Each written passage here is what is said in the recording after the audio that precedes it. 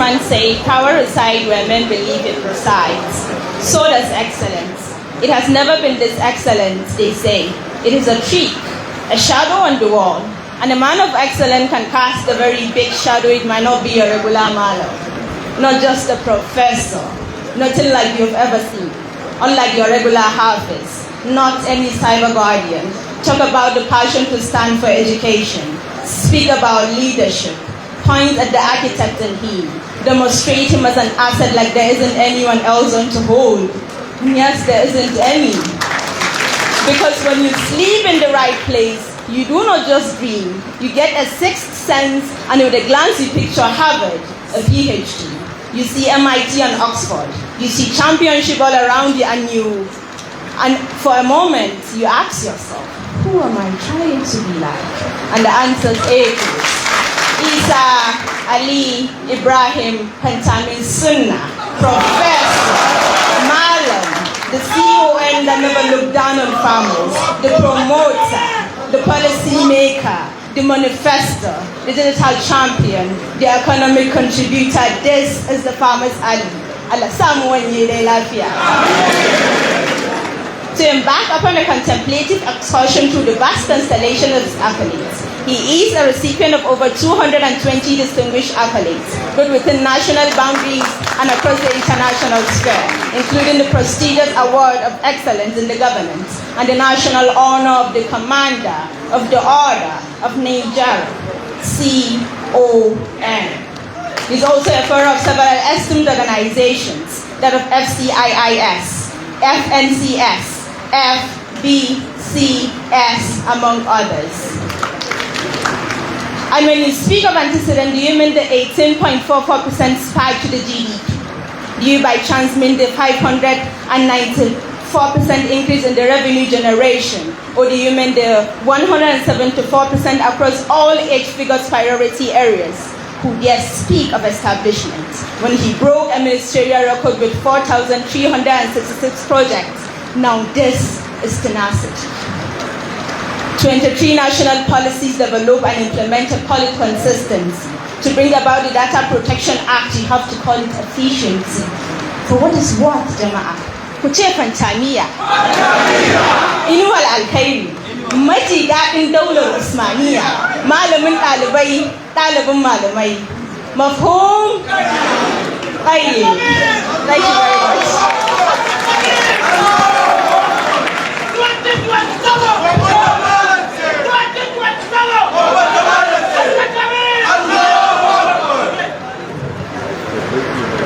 Thank you, Fadila Isa Idris, the first ambassador of the Read Write Multipurpose Educational Society. Now we are the climax of this giant occasion.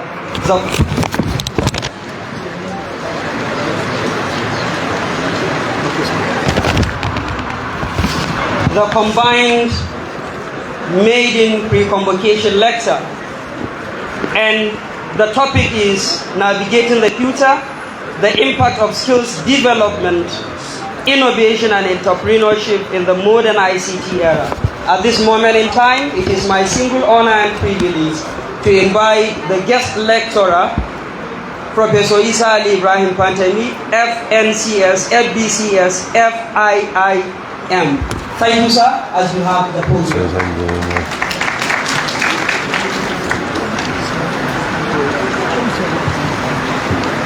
Please, after this lecture, we are going to move straight to the Institute Mosque to perform the Jumat prayer. Thank you. It's okay.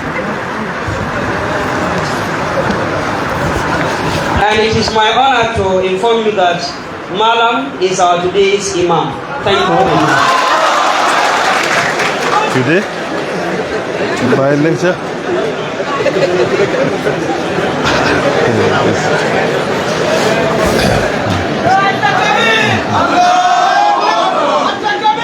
In the name of Allah, the entirely merciful and the especially merciful, may Allah's peace, mercy and blessings be upon you all. The chairman of the occasion, our father and also an intellectual giant, Professor Sani Abubakar Luga, the 5th Waziri of Katsina, the chairman of the governing council of Katsina State Institute of Technology and Management, other members of the governing board here present with us, the rector of the institute, Dr. Musa Ahmad Zayyat, and also the former rector of the institute, Dr. Babangida Ali Baba, members of the management here present, lecturers, the graduates, students, all other protocols duly and respectfully observed. Good morning to all of you, and may Allah's peace, mercy, and blessings be upon you once again.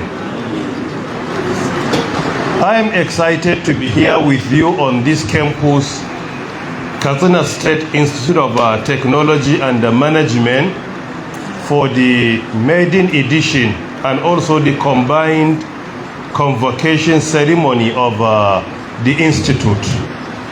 I have been informed by the rector a few minutes ago that today we begin the celebration of 1,713 students that are going to witness this combined and maiden edition of this convocation or the graduation ceremony, starting from the graduates of 2016 to date, 9 to 10 years.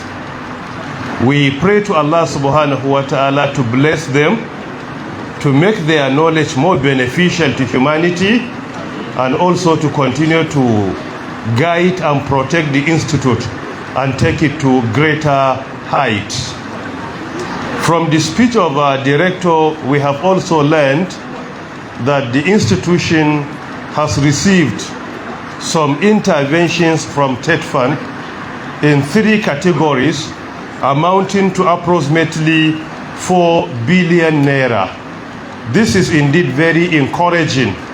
We pray to Allah to bring many more interventions from the state, federal, and even international donors to this institution. And may He subhanahu wa ta'ala continue to guide the institution and also the graduate or the graduates to make them more successful in the future. Furthermore, the first invitation that came to me for this convocation was from Dr. Tukur Tingilin, through Professor Ahmad Adamu. He sent an invitation and also a voice message insisting that please, I should create time out of no time to be here with you. Fortunately, I am here with you, but unfortunately, he is no more with us. We pray to Allah subhanahu wa ta'ala to overlook his shortcomings and admit him to Jannatul Firdaus. Furthermore, last week, just 6 days ago, I was with your governor, Malan Diko Umar Radda, in Maiduguri, Borno State. He also insisted that, Malan, you must create time out of no time to honor this invitation for the convocation. And finally, the rector was in my house in Ramadan, together with his management team, to ensure that he convinced me to attend the event. Alhamdulillah, I am here with you. All praises and thanks are due to Allah for this. This institution actually is not new to me, because as the DG of NIDA, the first ever IT hub I established in Nigeria was in this institution.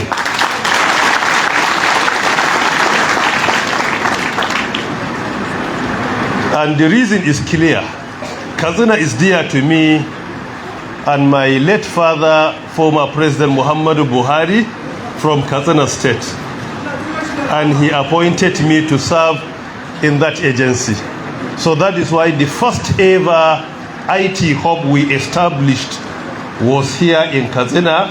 I think the old campus, not the new one.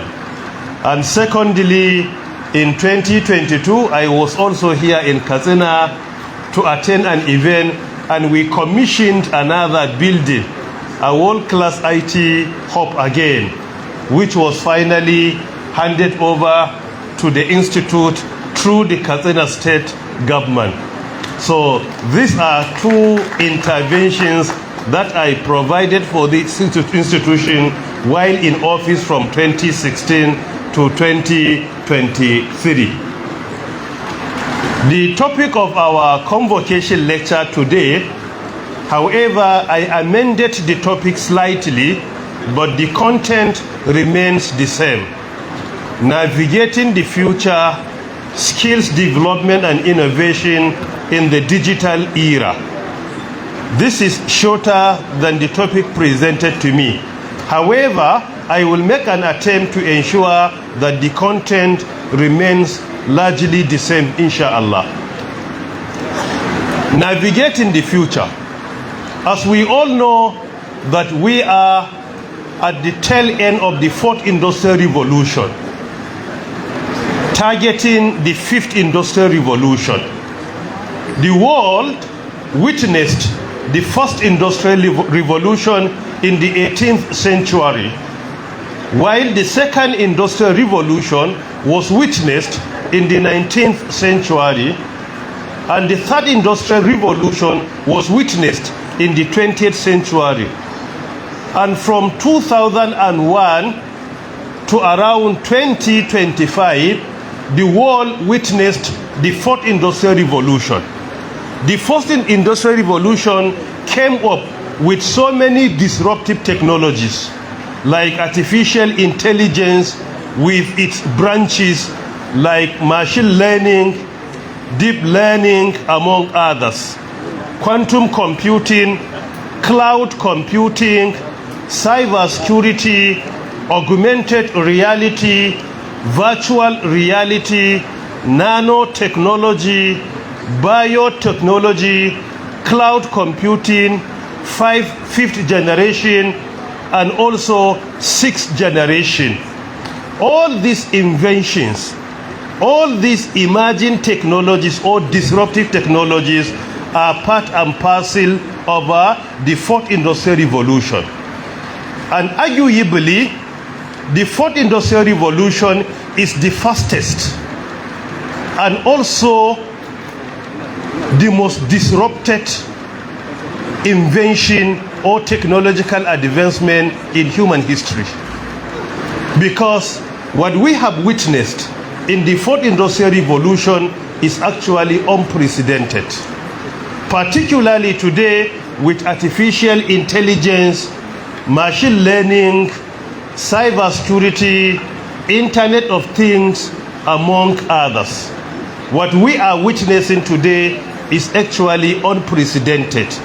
Particularly within the space of only 25 years, there is a significant shift in the whole world, and this shift has disrupted the way we interact, the way we communicate, the way we perform our jobs, among others.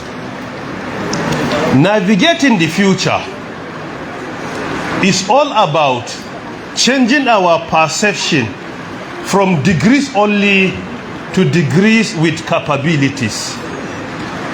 The world of work today is undergoing the fastest transformation in human history. The world of job is undergoing unprecedented and the fastest transformation that has ever been witnessed in human history. In addition to that, Navigating the future is all about admitting new jobs that are being created day in, day out, and also all jobs that are being displaced day in, day out. According to the World Economic Forum, just last year, 2025, they said within this period of time, around 2025, 69 million jobs have been created, and 83 all jobs have been displaced. 69 million jobs have been created within this period. And this creation is through the invention of the modern technologies like artificial intelligence, among others. And 83 all jobs have been displaced. This displacement is by implication they have been replaced.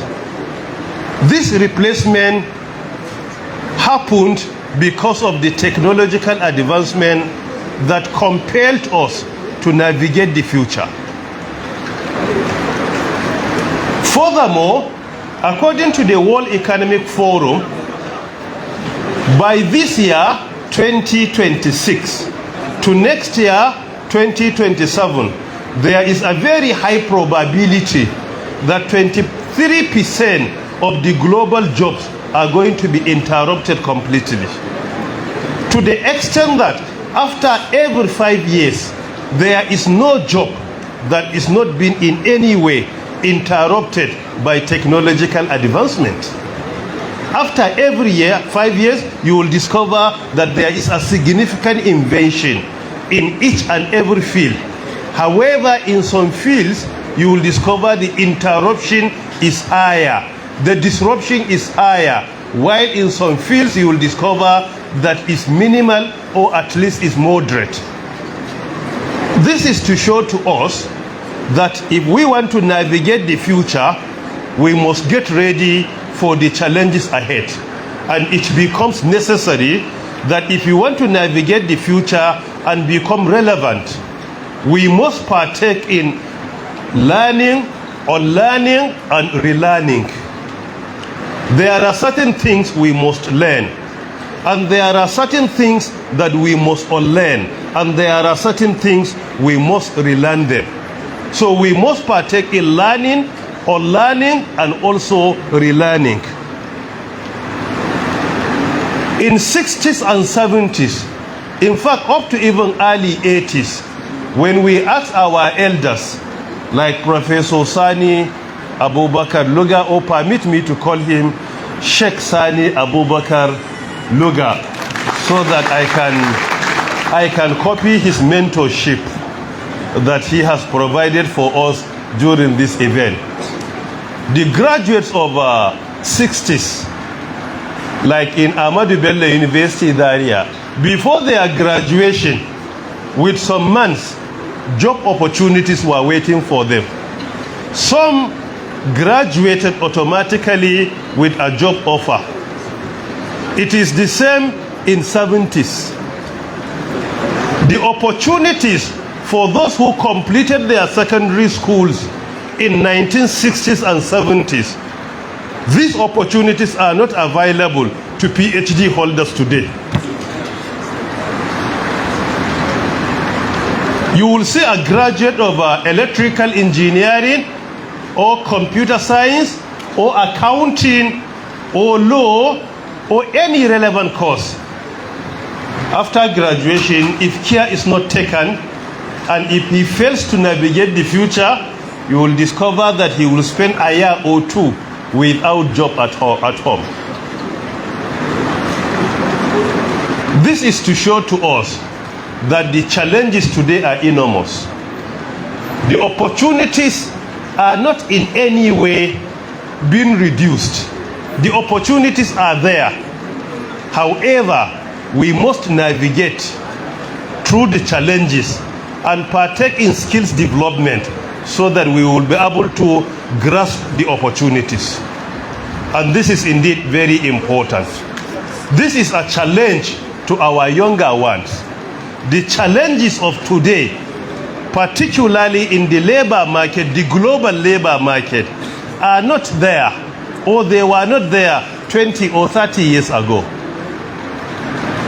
20 years, 30 years, or 40 years, even without a certificate, people were being employed.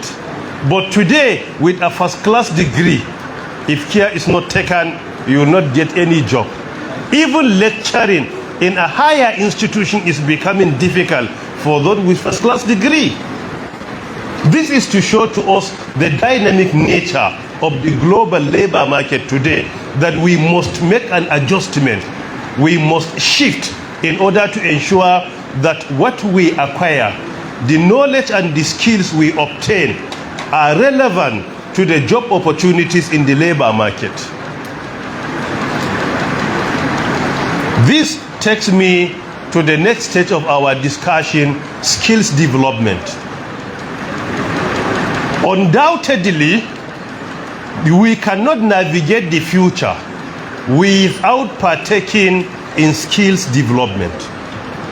In the fourth and the fifth industrial revolutions, skills development is not just a necessity, but an obligation, if and only if we want to remain very relevant in the global labor market. Few decades ago, when you graduate, there was no challenge of skills development after graduation. But today, because of the technological advancement we are witnessing, it becomes necessary that we must become lifelong students. We must spend our life entirely in learning. And this learning should be either upskilling, reskilling, or cross-skilling. These three stages are very important. Sometimes we are to partake in upskilling. Upskilling means we must try to ensure that we update, we integrate, and we advance the skills we previously acquired in our field of endeavor. Because new technologies are emerging. It is part of upskilling today that a teacher should learn how to use artificial intelligence in order to develop his teaching or learning planning, or learning teaching plan, or his curriculum, or his content. And it is part of reskilling. For example, it is relevant to your area of expertise. You learn new skills that will allow you to diversify, like an accountant learning data analysis so that he can become a data analyst. There is a relationship between accounting on one hand and data analysis on the other. So data analysis by implication is just like an integration, an advancement of the accounting field. So this is part of reskilling. The area is relevant to your own, but there is need for you to make an adjustment so that you can become a more of a multidisciplinary scholar. And this is indeed very important. While cross-skilling is all about switching from one field of endeavor to another. You graduated with a degree, for example, in accounting, or in sociology, or in history, or in political science, or in social studies, or in local languages. You spend a year, there is no any job. The opportunities are very limited in your own area of specialization. Then you change by partaking in certifications, like in artificial intelligence, or in cybersecurity, where you obtain a certification. Are you following? And this certification will allow you to switch from political science to become an AI expert. Because in the global labor market, outside our universities and higher institutions of learning, today's certification is even more relevant than certificates. Because usually in our universities and other higher institutions of learning, in the process of acquiring our degree, MSc, PhD, or even HND, OND, or certificate of education as the case may be, you will see there is more emphasis on theoretical learning rather than learning by doing.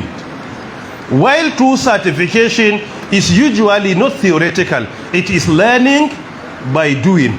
What they call in Stanford University as experimental learning. Experimental learning. Are you following? So it is because of this, it is part of cross-skilling, where you try to see that you switch from one area to another. And this is indeed very important. And by doing that, you can easily become a multidisciplinary scholar. Your degree is in history, but today you are among the leading experts in artificial intelligence in Nigeria, or cybersecurity, or machine learning, or deep learning. This is very possible. Are you following? Degrees and certificates are important. However, they can open the door for you, but only skills can make you to become more relevant and to go higher and higher. And this is indeed very important. So skills development is key, and historically, in order to promote skills development, it was the main reason why Katsina State Institute of Technology and Development has been established. And this is indeed very important, because skills development today is key, and we cannot go anywhere without developing our skills. Many employers, particularly in the industry, are no more after about your diploma or HND or degree. They don't care about your certificate or the class of certificate or just the institution you attend. They care so much about what you can bring to the table. It is no more about I graduated with this certificate, with this class of degree from this institution. It is more about I can do this and that. So the future is for those who can do it, not those who can be proud of where they graduated from or the class of degree. I am not in any way undermining your certificate or my certificate, but I am emphasizing and insisting that if you acquire a certificate and this certificate is not overloaded with skills, then the aim of acquiring it has been defeated. Because certificate is supposed to validate the training we have undergone. So if that certificate fails to validate any skills we have acquired, then the aim of acquiring it has been rendered useless. So that is why the future belongs to those who can do it, not those who can present a paper indicating that they have attended this or they have graduated with this. Your certificate is important. Continue to be a student, either in this institute or in your university or any polytechnic or college of education. But what I'm trying to inform you, that certificate is not enough. That certificate is not sufficient. Our brother Jelani Aliyu left Nigeria for the US. He personally informed me in my conversation with him that from the time he went there and he was employed by General Motors, at no time they asked him about his university or about his class of degree or the course he studied. Only what he demonstrated is his skills in car design, and they employed him based on that. To the time he left the US for Nigeria. This is to show to us that employers today, they don't care just about our institutions. we have graduated from, or the university, but rather they care so much about what we can bring onto the table. And this is indeed very important. What you can bring onto the table is what is important. Are you following? So skills development is key. And there are categories of skills development. Firstly, there is a technical skills. Secondly, soft skills. Thirdly, social skills. In most of our institutions, we focus more on technical skills. And even technical skills, the priority and preference usually is for what we can learn theoretically rather than hands-on. Technical skills are also called hard skills. What you can do with your hand is what is called technical skills. You can fix a mobile phone. You can develop a software, an app developer. You can develop a cyber security system. All these are parts and parcel of technical skills. You can fix your computer, is part and parcel of the technical skills. Unfortunately, our priority is usually to the technical skills. But globally today, there is more preference to social and soft skills than even the technical skills. Because, take for example, soft skills. Most of the inventions we witness today in the world are through soft skills, not technical skills. Coming up with the idea, putting the idea in the proper context, identifying a challenge in your community, and coming up with that idea is even more difficult and is even more important and essential than even providing the solution. Identifying the problem and coming up with the idea is more important than even developing the solution.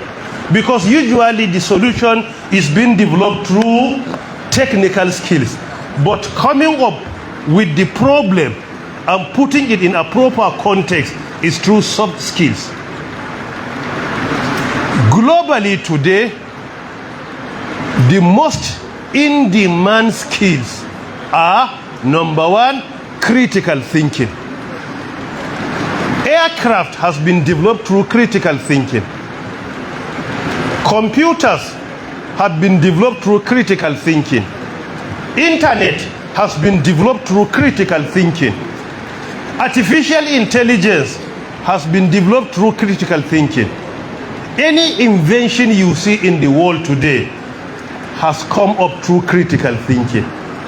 So we need to teach our students, and we need to partake in self-learning where we can enhance and integrate our critical thinking. And critical thinking, you will discover even in the glorious Quran, in so many places, the Quran draws our attention to critical thinking.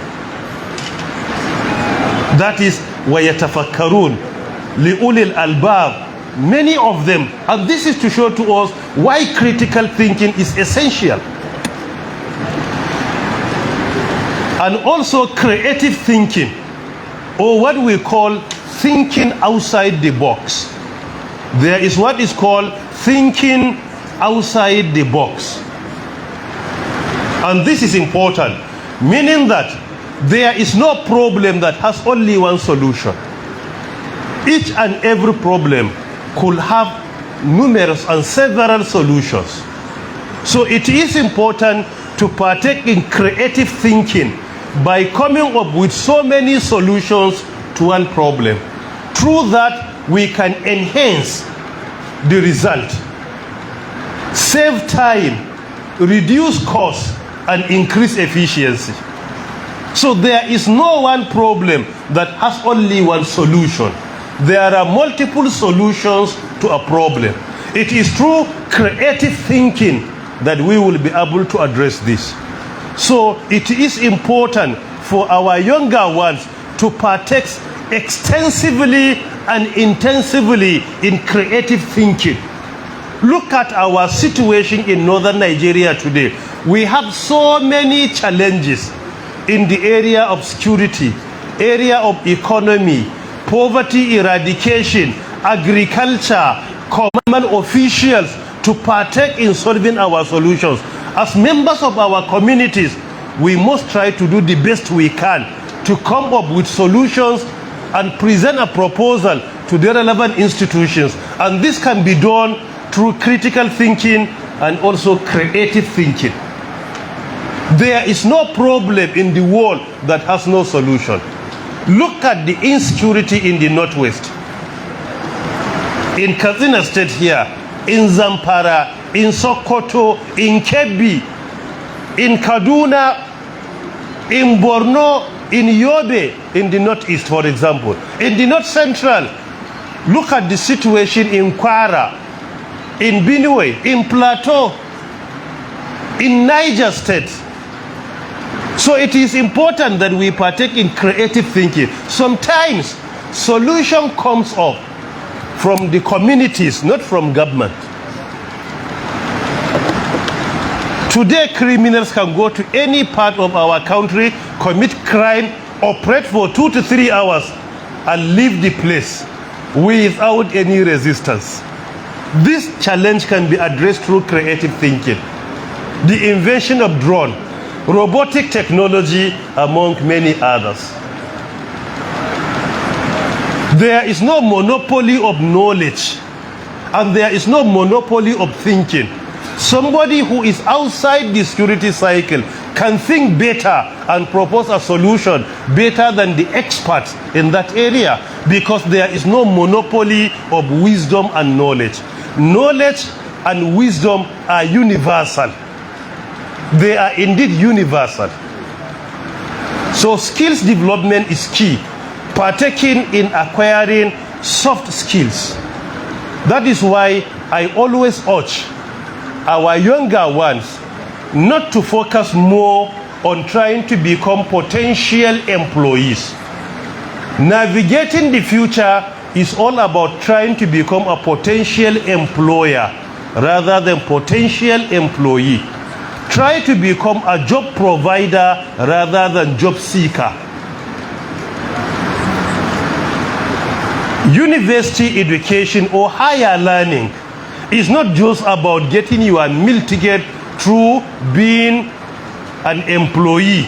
It is about to teach you how to become a better person. Becoming a better person will allow you to think outside the box and become a job provider rather than a job seeker. And this can be attained easily through skills development. There are so many examples, and I believe there is no time for me to speak on a larger scale. There are examples with so many tech giants globally to see how skills development has enhanced their career.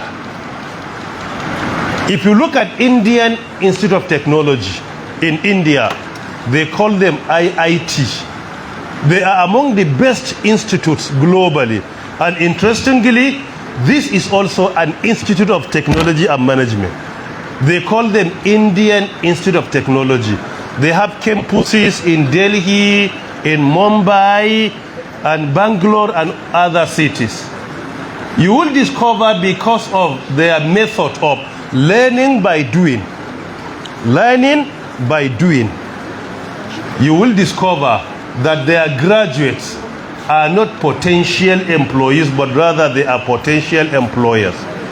Based on the available statistics, each graduate of IIT India is averagely an employer of 100 people globally. That is averagely is an employer of 100 people globally. Through developing our skills, you can establish your startup. Instead of becoming a potential employee, you can easily become a job provider and also an employer, an entrepreneur. And this is indeed important.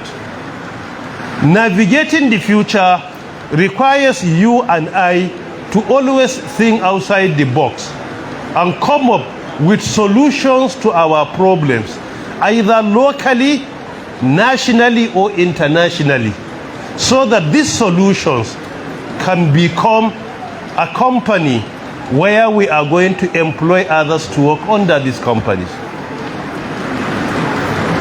So skills development is crucial.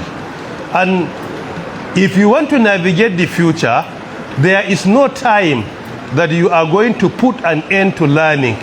You must become a lifelong learning.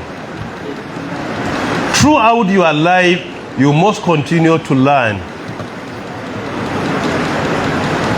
There is no end to it. That is what is called self-development, self-improvement, and self-integration. So you need to continue to learn or learn and relearn. This takes me to the next part of the discussion, that is innovation in the digital era or in the modern world. Innovation is crucial. This innovation is in the context of technology, not innovation in the context of religion. Innovation in the context of technology is commendable. And if you look at it globally, you will discover that the most innovative companies are the most successful and the most profitable companies. This is indeed very important. Innovative companies today, they are not competing, but rather they are creating new markets entirely. They are creating new industries entirely, and they are also becoming the owners of that market. So innovation is about creating new market, and secondly, having the monopoly of that market. If you look at the global ranking of the largest companies and the most profitable companies today in the whole world, the top 7, you will discover the top 6 out of 7 are innovative companies. They are into technology. Only the number 7 that is into natural resources. But the top 6 globally, they are innovative companies. They come up with innovative ideas, like NVIDIA. Their market capitalization as of today is approximately 5.12 trillion USD. In fact, they happen to be the first company globally to hit 5 trillion in market capitalization. Number 2 is Microsoft company. The market capitalization of Microsoft as of today is approximately 4.02 trillion USD. Number 3 is Apple. The market capitalization of Apple today is approximately 4.01 trillion. Number 4 is Alphabet, the mother company of Google and others. The market capitalization of Alphabet today is approximately 3.2 trillion USD. Number 5, for example, is Amazon. The market capitalization of Amazon today is approximately 2.3 trillion USD. And number 6 is Meta platforms like Facebook, WhatsApp, Instagram. They are under Meta company. Their market capitalization is 1.9 trillion USD. These 6 top globally, they are into technology and innovation. Number 7 is Saudi Aramco, that is into natural resources, oil and gas, with the market capitalization of 1.8 trillion USD. So by implication, the economy is being dominated today by innovation, not by natural resources. And even the natural resources are being integrated by innovation in order to increase precision, accuracy, and also in order to increase their profitability. Take, for example, agriculture. Agriculture is what we are into in northern Nigeria. If you look at the Netherlands as a country, the landmass of the Netherlands is approximately 40,000 square kilometers. By implication, there are 6 states in northern Nigeria. Each and every one is larger than the Netherlands. Niger State 76,000 square kilometers, Borno 71, Taraba around 56, Kaduna around 46, Bauchi around 43, Yobe 41. These 6 states, each and every one is larger than the Netherlands, and their population is approximately around 18 million people. By implication, the population is within the range of Kano or Lagos. Are you following?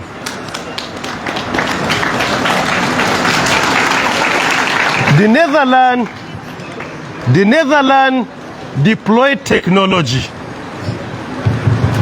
The Netherlands came up with an innovation, what they call smart agriculture or digital agriculture. In the last 4 years, year in, year out, the Netherlands has been generating around 128 billion euro through agriculture. By implication, what they are making as profit from agriculture is almost 10 times in some years more than what Nigeria generates through oil and gas. And this is a country that the landmass is not more than the landmass, in fact, it's even smaller than 6 states in northern Nigeria. And is within the range of our landmass in Katsina or Zamfara, as the case may be. But they came up with an innovation into agriculture. They introduced what they call vertical agriculture and soilless farming, to the extent that you can partake in farming without making use of soil. And this is through the use of machine learning, deep learning, robotic technology, among others. They reduce the consumption of fertilizer by more than 95%, water by more than 70%. So in real sense, innovation in technology is inevitable. And this is important that we make use of our time as students on our campuses or after our graduation and ensure that we partake in critical thinking, thinking outside the box, come up with innovative ideas that can disrupt our societies and provide a solution to our problem or to our problems, as the case may be. So innovation is crucial. That is why you'll discover like institutions today are shifting. They are shifting in the nature of their curriculum, the way and manner they teach students, and even the entire learning process. That is what we call learning by doing. But up to this moment, in Nigeria, we focus more on learning by teaching. But the best way is learning by doing. Theoretically, you only come and teach students garbage in, garbage out. Students sometimes they only memorize and return to sender during their examination.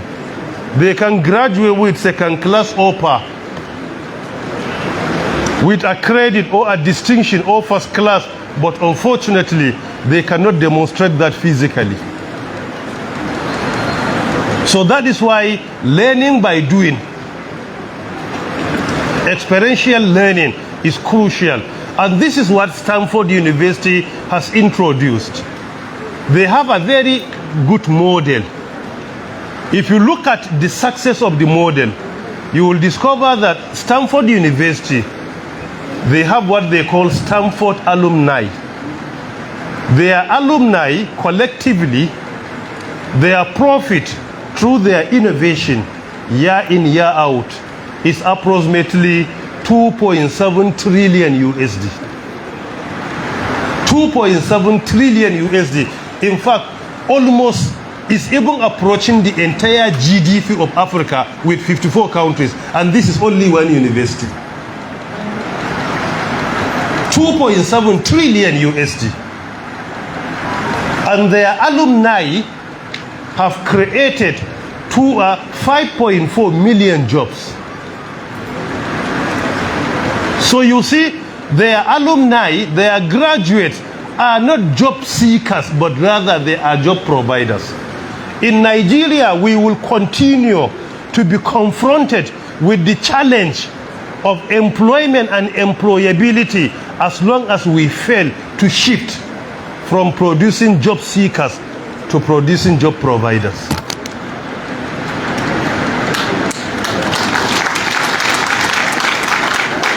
So learning by doing is crucial.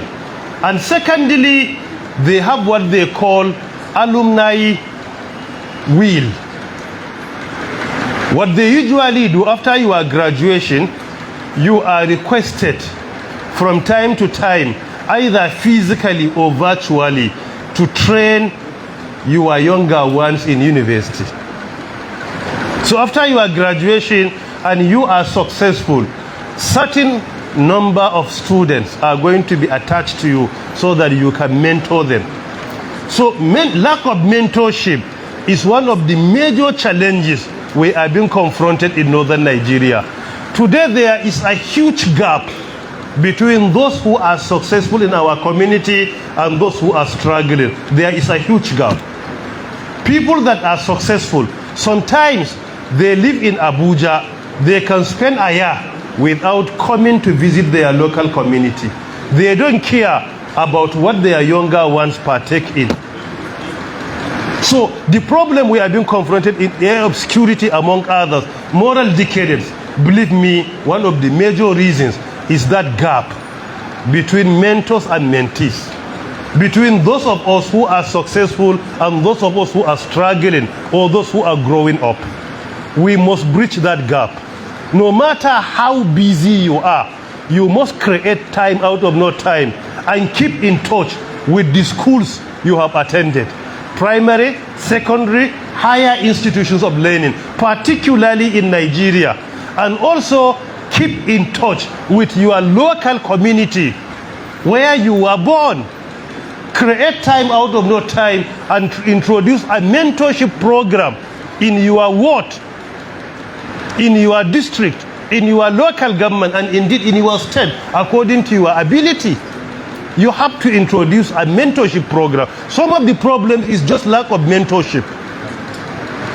Today, if you look at our younger ones, because of that gap, they don't think of struggling, putting effort to be successful. They only want to be successful on the platter of gold. This is our situation today. They are no more interested in being educated about the struggle of life. Just tell them how they can become rich within 24 hours.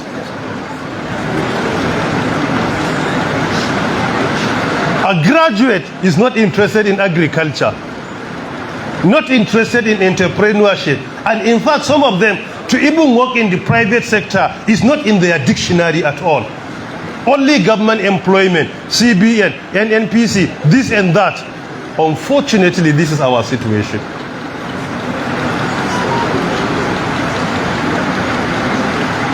So we need to change that perception, and this is indeed very important. There are more opportunities outside government than in government. Secondly, life is all about division of labor. Some of us can be in government, some in the private sector, some can go into agriculture, some can be successful entrepreneurs. So the whole life is about division of labor.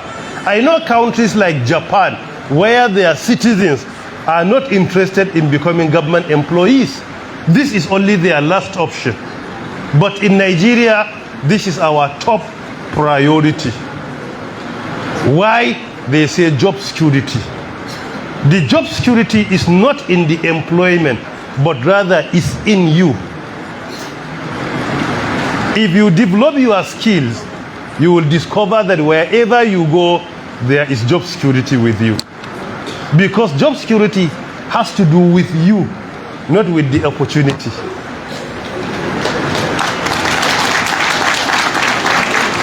When go online and read, when Elon Musk purchased Twitter and changed the name to X, immediately he sacked some senior management staff of the company. When they left, he was not able to manage the company successfully. He had to ask them to come back, and he apologized to them, and he said that this is one of his major mistakes in life. Why? The company was not functional without them. You see, the job security is in them, not in the company.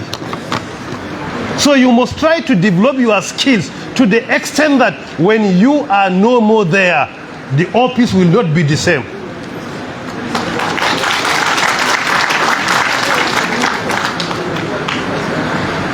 So that is why I am happy when the citation of Waziri of Kazana was recited, and it was mentioned that even though he has been super busy, but he creates time out of no time to go to Al-Qalam University and teach. If you look at it, it's not just about teaching, but rather about mentorship.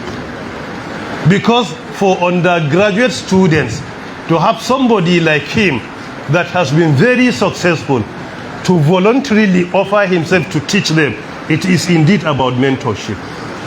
What you can learn from him within an hour, if care is not taken, you can spend 5 years with graduate assistant and assistant lecturers without learning what you can learn from him within an hour.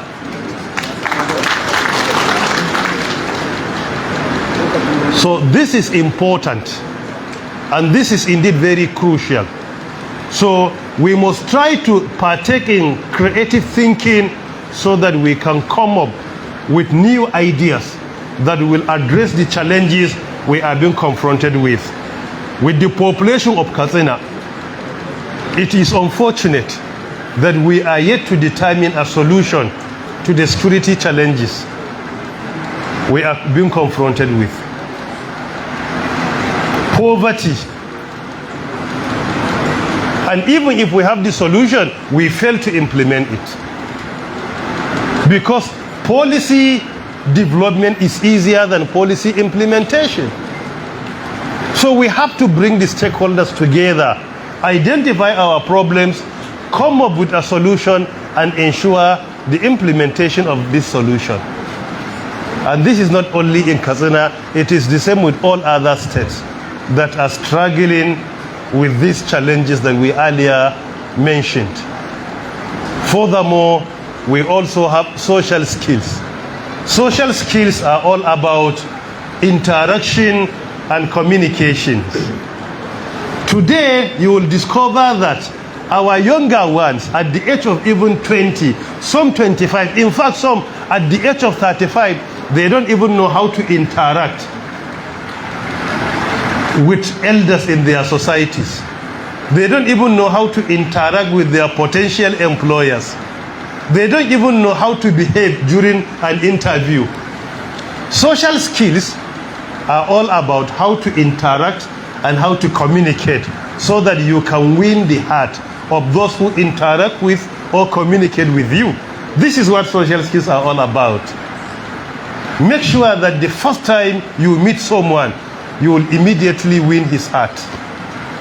Whether as an employer or a successful businessman or a potential boss, make sure that the first interaction, you win his heart. Henry Ford. Henry Ford is the founder and the pioneer chairman of Ford Company in the US, a company that produces cars. He once advertised some openings in his company. 2 graduates from the same university, from the same faculty, from the same department, and who studied the same course with the same class of degree applied. He invited both of them for an interview in the evening. They went to him. Upon their arrival, he asked them to join him for a dinner. They attended a dinner together. After the dinner, he looked at the first person and said, "Thank you for honoring our invitation, but we sincerely apologize that we won't be proceeding with it." And he looked at the second guy and said, "Congratulations, you have been hired. You may wish to report to the office tomorrow." Just after a dinner, the first guy was worried. He was flabbergasted. He asked, "What happened?" You invited him for an interview, no question about technology, about engineering, about car, no any formal interview, and you apologized to me and you hired my colleague. He said the reasons are two. I have interviewed you informally, and the reasons why we rejected you and hired him are two. He said, you, firstly, when we went to the restaurant, a steak was provided to us. You added a salt and other ingredients on the steak before even tasting. Before eating, you altered the equation. But in the case of your friend that we have hired, he had to taste and added more ingredients after tasting. But in your own case, you altered the status quo without even know the situation of the food. He said, we need people who partake in critical thinking, people that cannot change the status quo until after trying it.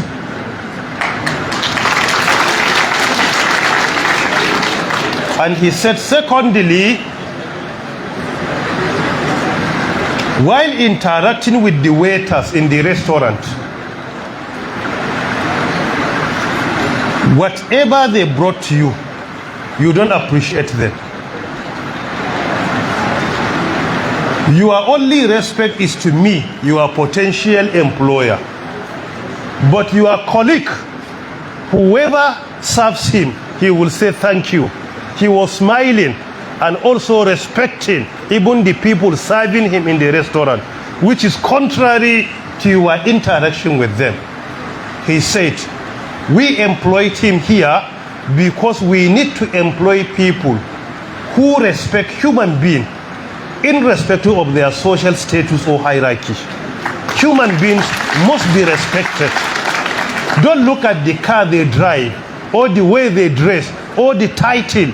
They are being respected because they are excellencies, or they are professors, or they are doctors, or they are traditional title holders, or they are sheikhs, or they are alaramma. No, human beings must be respected. There must be a general label that we must give to each and everyone.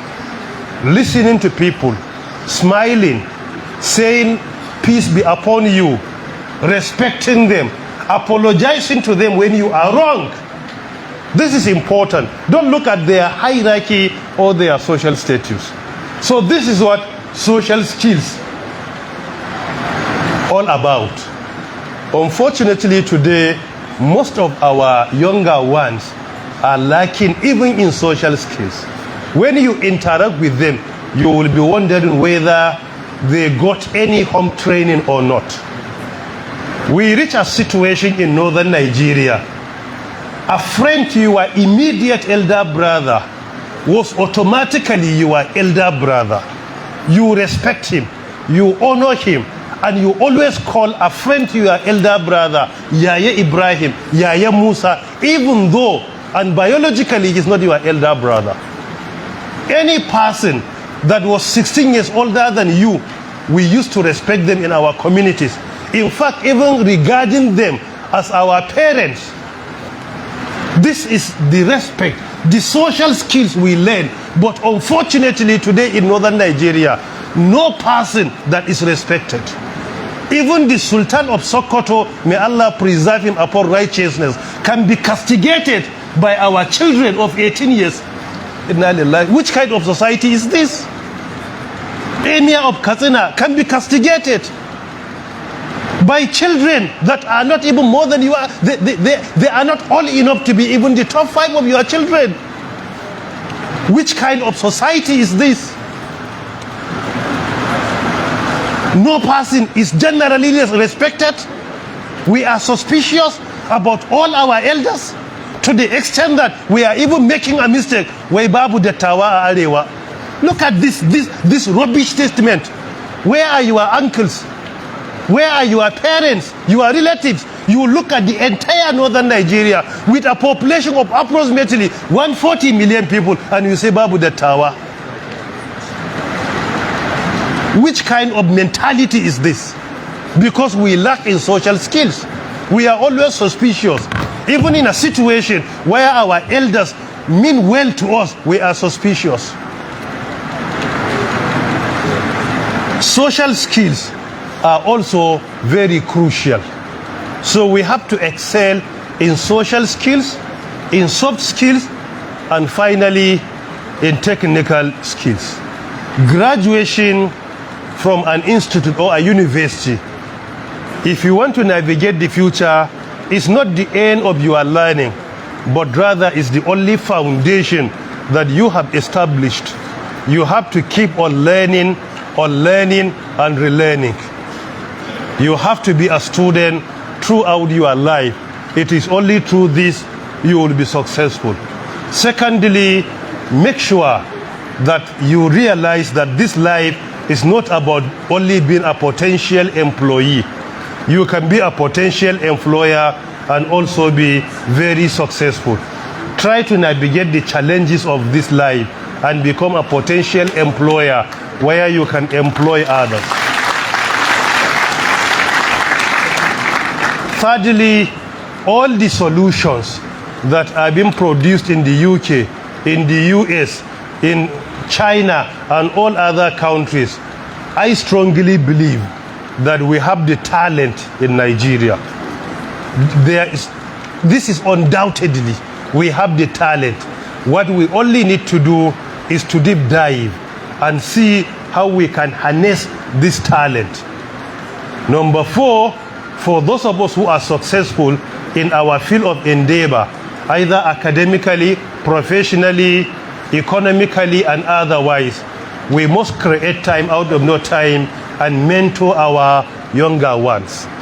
And finally, it is easier to attain success through difficulty and hardship than to attain success through ease and luxury. When life is difficult and hard, this is a clear indication that the future is going to be bright. When life is easy for you at the beginning of your career, it is an indication that at the end of it, there is no light, except if you are extra careful. So the difficulty and the suffering of today is a clear indication that our future is going to be very bright. Keep on working, keep on improving, keep on learning, keep on innovating, and with the support of the Almighty Allah, you will be successful at the end of it. I pray to Allah for this 1,713 graduates to be very successful. May Allah bless them, bless the knowledge they acquired, the certificate they obtained, and may He subhanahu wa ta'ala bless all of you. May the Almighty bless Katsina State Institute of Technology. May He bless Katsina State. May He bless Gombe State. And may He bless the Federal Republic of Nigeria. Thank you very much for listening. Assalamu alaikum. Amin, sir. Amin, sir. Assalamu alaikum, Rector. Ana lafiya ga. Alhamdulillah. And I believe it's one of the publication that is skills. Thank you so much. It's our pleasure. We don't have much time. It's already time for human prayer. Please, thank you so much. Let me invite the rector of the institute, because of Dr. Musa Mizayar, to present an award of appreciation and gift to our chairman of the meeting for finding time to do us today and for chairing the event from the beginning to the end. And I also respectfully invite the chairman of the meeting, Professor Sanabakar Luga, to come forward with the award. Thank you, sir.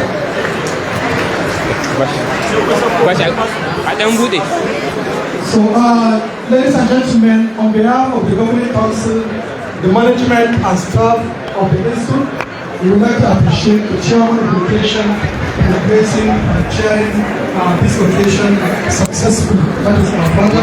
So we like to present this to him, inshallah.